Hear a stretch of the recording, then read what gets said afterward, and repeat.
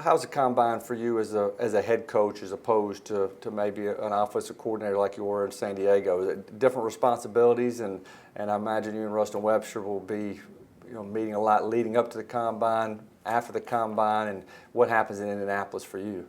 Well, it's really kind of split down the middle as far as a week long from offense the first part and defense the back half. So when you're a head coach, I get to spend an extra few days in Indianapolis, which I'm just really looking forward to that. But I think you're looking at a lot more things as a head coach, and as opposed to just the offense or just the defense.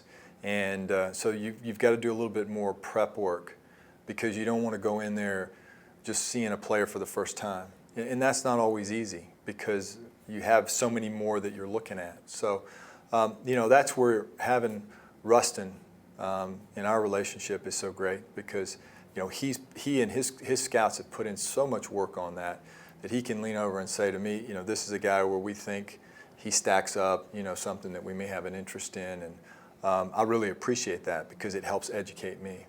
And I guess the last thing before we let you go here is the draft. I know a couple of months away, but since you're in studio, give us a hint on maybe who the first round pick's going to be in May? It won't be a kicker. Yeah. that I can tell you. I don't know. I think Rustin and I have not really talked much about that. I think there's a lot of information that we've got to acquire before going there, but I'm sure that we'll pick somebody that we'll be excited about.